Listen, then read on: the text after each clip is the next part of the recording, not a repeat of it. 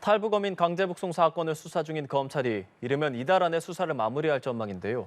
지난달 서훈 전 국정원장을 조사한 데 이어 당시 안보라인의 총책임자였던 정의용 전 국가안보실장을 설 연휴 전에 부를 가능성도 있습니다. 신선재 기자의 보도입니다. 2019년 동료 16명을 살해한 탈북자 2명이 귀순 의사를 밝혔는데도 정부가 위법하게 북으로 돌려보냈다는 탈북어민 강제북송 사건. 수사는 관련 인사들이 이미 첫 재판을 앞둔 서해 공무원 피격 사건에 비해 더디게 진행돼 왔는데 지난달 26일 서훈 전 국정원장 소환 조사로 다시 속도가 붙었습니다. 검찰은 앞서 지난해 9월 대통령 기록관을 압수수색하고 김현철 전 통일부 장관과 노영민 전 청와대 비서실장도 불러 조사했습니다. 안보 책임자로는 당시 상황을 총괄한 정의용 전 청와대 국가안보실장만 남은 건데 이르면 설 연휴 전 부를 것이란 관측도 나옵니다.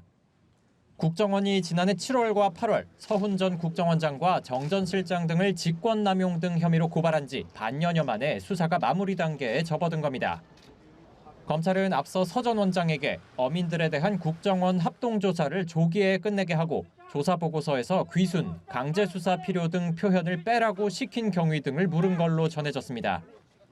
정 전 실장을 상대로도 이 같은 내용을 추궁할 것으로 보입니다.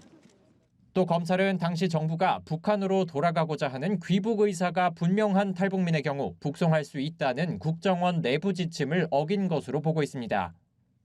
어민들이 북한으로 돌아갈 동기가 없고 북송 당시 저항했다는 점에서 귀북 의사가 없었다는 겁니다. 검찰은 이와 관련해 국정원 관계자들을 잇따라 불러 조사를 이어가고 있는 것으로 전해졌습니다. 다만 서 전 원장 등은 북송 과정에 문제가 없었다며 혐의를 부인해왔습니다. 국민의 안전을 위해 이들을 우리 국민 곁에 풀어놓을 수는 없는 일입니다.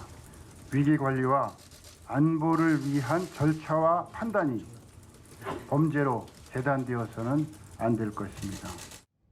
검찰은 정 전 실장 조사를 마친 뒤 머지않아 관련자들을 재판에 넘길 것으로 보입니다. 연합뉴스 TV 신선재입니다.